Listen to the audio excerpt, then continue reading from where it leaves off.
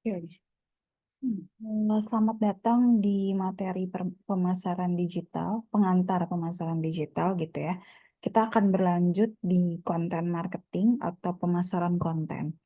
Nah, mungkin ini karena materi dasar yang sebelumnya teman-teman udah jauh lebih banyak belajar tentang display advertising, lalu SEO. Nah, di sini adalah bahannya gitu untuk bisa membuat display advertising dan juga SEO. Nah, jadi ini konten marketing. Kita akan belajar 4 hal. Yang pertama adalah what is content marketing. Yang kedua adalah why content marketing. Kenapa sih harus belajar ini dan uh, pada dasarnya sekarang itu tuh seperti apa ya konten marketing itu. Yang ketiga adalah konten itu tuh tipe-tipenya seperti apa gitu. Yang terakhir ini yang paling penting, bagaimana kita bisa memilih konten yang tepat gitu. Karena konten itu seperti media promosi ya yang terus-menerus harus kita update gitu, harus menyesuaikan dengan keadaan yang ada saat itu. Oke, selanjutnya adalah tentang nih materi yang pertama, what is content marketing? Jadi pertama konten itu adalah sebuah teknik gitu. Konten itu sebuah teknik untuk menciptakan dan juga mendistribusikan uh, informasi mungkin konten di sini bentuknya informasi yang bernilai dan juga relevan. Jadi ini kata kuncinya banyak ya. Jadi konten yang dimaksud untuk bisa dipasarkan itu harus bernilai. Yang kedua harus relevan. Jadi kalau misalnya kita nyebarin konten hanya untuk viral semata, itu bisa jadi nggak ada fungsi marketingnya. Karena dia harus ada nilai, harus ada kaitannya dengan brand yang sedang kita apa namanya sebarkan gitu ya informasinya. Nah, dalam konten marketing itu ada teknik untuk menciptakan konten tersebut dan juga mendistribusikan. Nah, ini kan yang baru ya. Bagaimana sih mendistribusikan konten? Apakah langsung tebar aja gitu atau gimana? Nah, konten di sini tujuannya itu ada untuk attract, acquire, engage untuk terhadap target audience. Jadi dalam konten marketing, keyword yang harus dipahami itu ini adalah si kontennya ya, harus valuable, ada nilainya, relevan. Nah, di sini nanti jadilah sebuah konten. Nah, nanti konten ini kan harus bisa mengambil perhatian gitu ya, atau uh, perhatian sebuah audiens, terus juga mendapatkan gitu ya. Lalu juga membuat interaksi atau engage atau membuat si target audiens itu sibuk gitu. Nah, ini kepada target audiens. Ya kan? Nah, ngapain sih perusahaan itu melakukan semua ini? Adalah tujuannya untuk merubah konsumen itu yang tadinya hanya tertarik gitu ya menjadi pembelian. Jadi from awareness to purchase gitu. Nah, ini menurut Content Marketing Institute ya. Jadi memang konten itu tuh hanya membantu apa namanya mencapai bisnis objektif yang mana semua bisnis objektif itu adalah menghasilkan keuntungan untuk dirinya sendiri dengan cara penjualan, ya kan, penjualan produk dan jasa. Lalu ini dari sini intinya adalah relevan, valuable gitu ya, yang bisa membuat konsumen itu tuh terus mau interaksi dengan kita. Nah, kenapa sih konten marketing itu saat ini menjadi penting gitu ya? Jadi yang tadi valuable, relate, nah yang terakhir adalah bisa engage gitu ya dengan konsumen. Jadi kalau dilihat ada survei gitu ya yang menanyakan kepada ini masih konteksnya B2B ya. Oke. Konteksnya B2B, jadi memang untuk mengenalkan perusahaan, misalnya perusahaan trading atau apa gitu ya. Nah, memang tujuan dari konten itu kebanyakan di arah brand awareness, jadi hanya pengen dikenal. Tapi ada juga yang ke arah consumer retention atau loyalty. Atau bisa juga ke lead generation. Lead generation itu biasanya kaitannya dengan website, dengan yang kayak tadi SEO ya, jadi traffic ke arah websitenya. Lalu ini juga website traffic, peningkatan website traffic. Yang terakhir itu mungkin leadership sedikit ya, dan juga sales. Justru sales dari konten tuh sangat sedikit.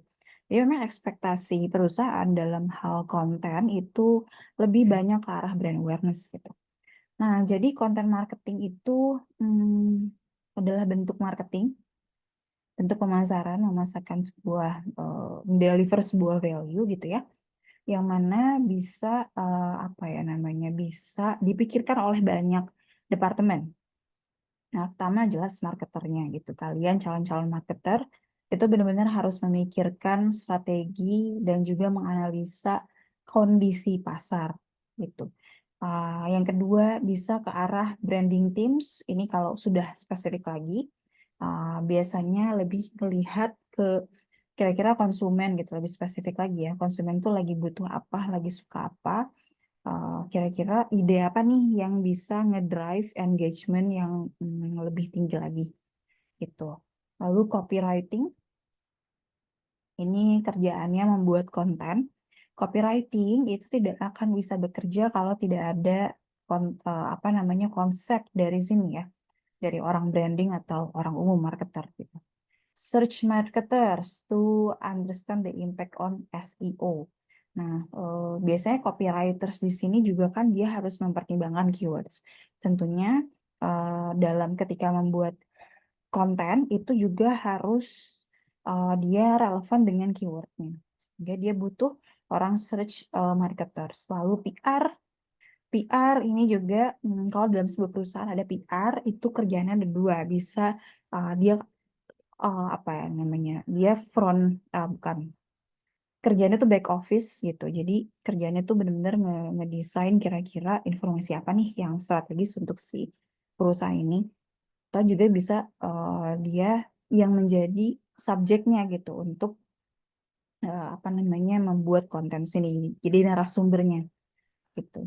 Lalu IT untuk memastikan semuanya bekerja dengan baik ya kalau memang ada orang IT. Orang IT di sini lebih ke arah teknik codingnya supaya dia itu mudah dicari. Nah, biasanya semakin kompleks perusahaannya, semakin besar gitu ya perusahaannya, mereka punya orang IT sendiri yang bisa membaca big data yang ada di search engine itu sendiri gitu untuk bisa membuat konten yang baik. Nah, tipe-tipe konten itu mungkin ada banyak gitu ya. Jadi nggak melulu soal Instagram, tapi bisa juga nih soal news gitu, berita.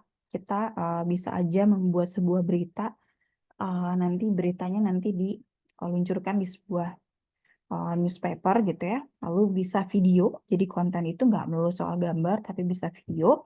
Lalu bisa juga ebook, infografik. Case studies ini kalau ada kaitannya, biasa case studies itu agak jarang ya kalau untuk konten marketing. Tapi biasa aja ada gitu kalau memang si perusahaan ini ingin exposure. Contohnya misalnya Apple gitu ya. Apple itu dia mau ngeluncurin produk tab waktu itu.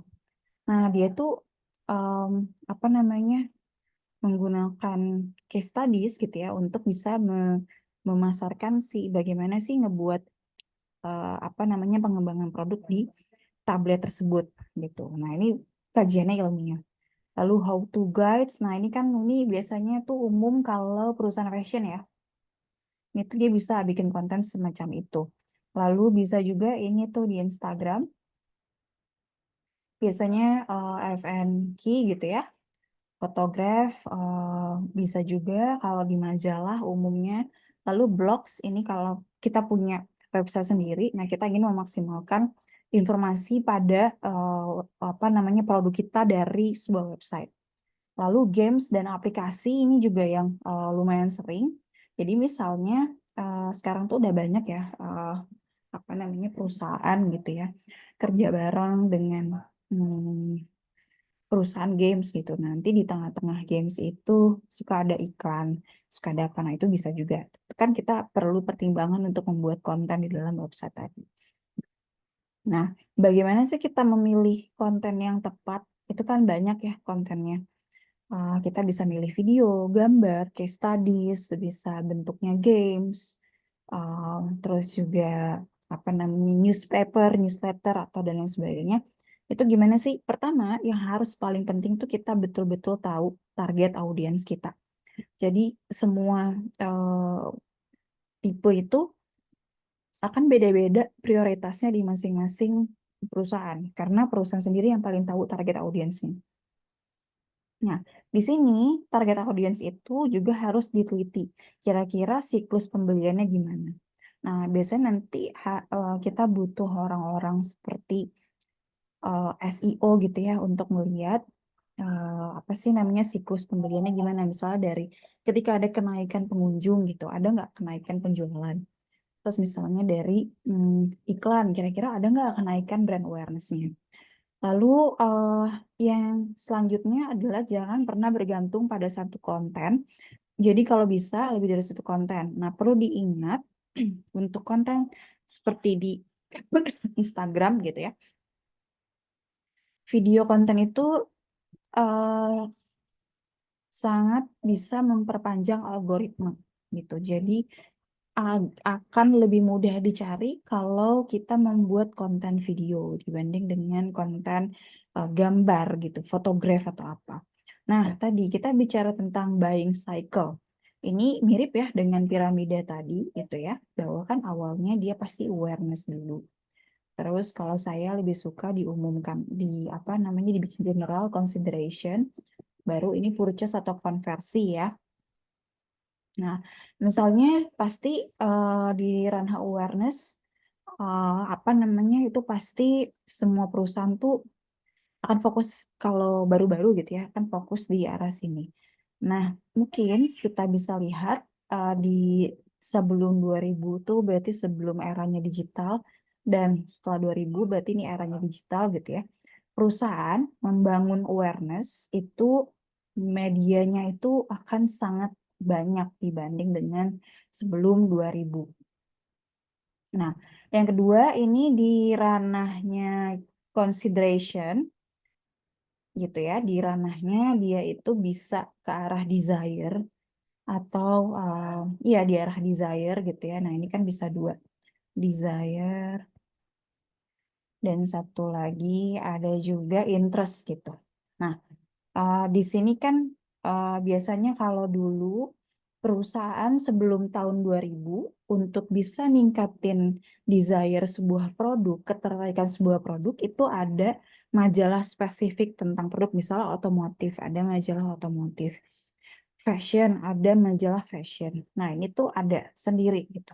Tapi kalau sekarang, ini tuh kita bisa bikin sendiri. Jadi bisa kita bikin website untuk meningkatkan konsumen tuh meriset produk kita.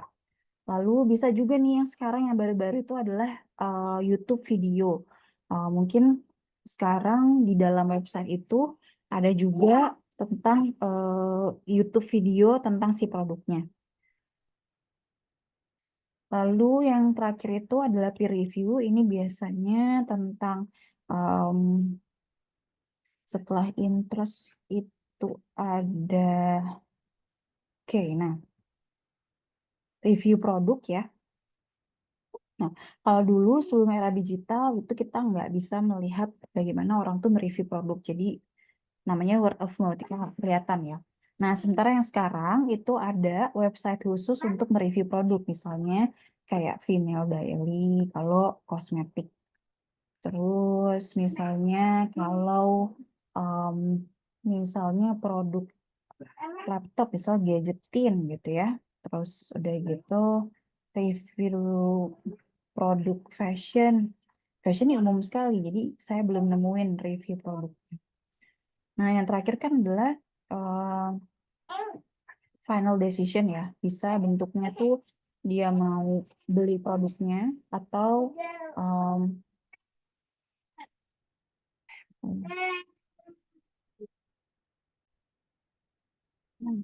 final decision ini kan kita harapnya adalah konversi ya, bentuknya konversi atau jadi ke arah pembelian, atau hanya sekedar dia word of mouth ke orang lain, wah ini produknya bagus atau enggak. Ini produknya bagus loh, lagi viral, jadi membuat orang lain tuh mau beli gitu. Nah, biasanya final decision ini yang nggak ketahuan dari konten gitu. Kita hanya bisa atau konversi ini tuh nggak akan ketahuan hanya dari konten. Dia akan ketahuan ya dari penjualan. Jadi tidak ada kaitannya antara uh, konten untuk awareness, untuk konversi. Jadi nggak ada spesifik konten ke arah konversi yang betul-betul efektif ke arah konversi, karena memang yang namanya final decision itu ya, apakah konsumen itu beli atau hanya ngasih tahu ke orang lain, itu benar-benar tidak bisa ke tracking sama perusahaan. Meskipun perusahaan bisa aja bilang, apakah Anda akan membeli produk ini? Iya, itu rahasia si konsumennya ya. Banyak faktor konsumen tuh nggak mau beli produk kita atau lain sebagainya. Nah, oke. Nah, bagaimana kita bisa menentukan konten ini tuh sesuai dengan target audiens atau enggak? Sesuai dengan buying cycle atau enggak. Minimal banget konten itu bisa mengacu pada 4 aspek gitu ya. Shareable, humor, ada humornya, ada sense of humornya, entertainnya, lalu bisa actionable, relevan, dan juga profesional gitu. Yang pertama adalah sharp, itu bisa di sharing gitu ya. Jadi minimal banget kita pilih konten itu tuh pasti dalam semua kita membuat konten, entah itu video, case studies atau apa, itu sebisa mungkin bisa dibagikan ke orang lain ya.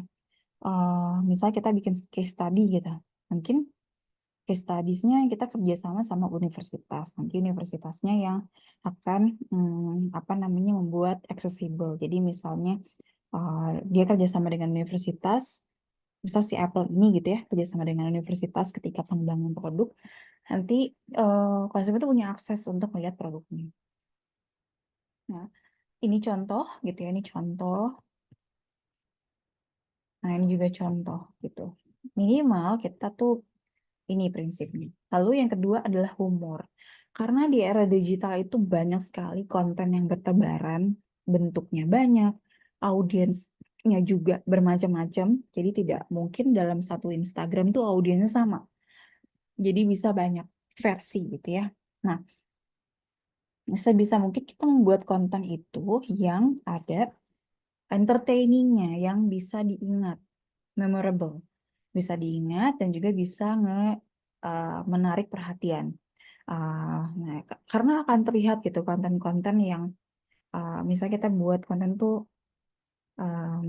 kayak namanya ya biasa aja lah dengan seadanya, uh, tapi itu tuh sama gitu kontennya dengan orang lain. Nah, itu tuh akan susah untuk dia itu ke arah actionable gitu. Nah, lalu juga, nah ini kan ini mirip-mirip ya, simple. Ini juga contoh, bisa juga yang visualnya tuh simple, tapi juga apa namanya tuh menarik perhatian gitu. Lalu actionable, ini bisa mengarah ke journey yang lain. Jadi kalau contoh, kalau dia di arah awareness, sebisa mungkin dia ngarahin ke research the product atau consider gitu ya. Jadi itulah gunanya SEO itu pakai off page gitu. Nah, di actionable ini bisa pakai link atau misalnya provide integration across channel. Nah, ini sangat cocok dengan website ya. Website itu biasanya uh, apa namanya konten yang bisa actionable ke konten yang lain. Lalu relevan ini juga, nah, misalnya teman-teman tuh ketika menjual sebuah produk gitu harus paham target konsumen seperti apa. Nah, disinilah buat konten yang relevan dengan usernya. Ini tuh banyak versi ya. Dia bilang harus pas nih dengan apa yang lagi dipikirkan sama si usernya, apa yang lagi dicari sama ininya. Nah, itu tuh uh, apa ya, pekerjaan seorang marketer gitu. Benar-benar kita membuat konten yang relevan di saat yang tepat, di waktu yang tepat, dan di tempat yang cocok gitu. Lalu terakhir harus profesional ya. Sebisa mungkin kalau teman-teman masih newbie gitu ya, alat-alat untuk buat konten kan masih sangat sederhana. Ya minimal banget kalian harus bisa terlihat profesional gitu untuk kalau mau ada unsur-unsur ke arah konversi atau ke arah penjualan gitu. Jadi harus benar-benar ada eh, profesional, minimal banget ada nama brand gitu. Terus juga bisa juga kalau mau yang lebih spesifik lagi, beberapa konten itu butuh data atau dan lain sebagainya ya. Intinya adalah keterpercayaan. Nah, sampai sini mungkin apa namanya perkuliahan tentang konten marketing bisa kita sudahi. Assalamualaikum warahmatullahi wabarakatuh.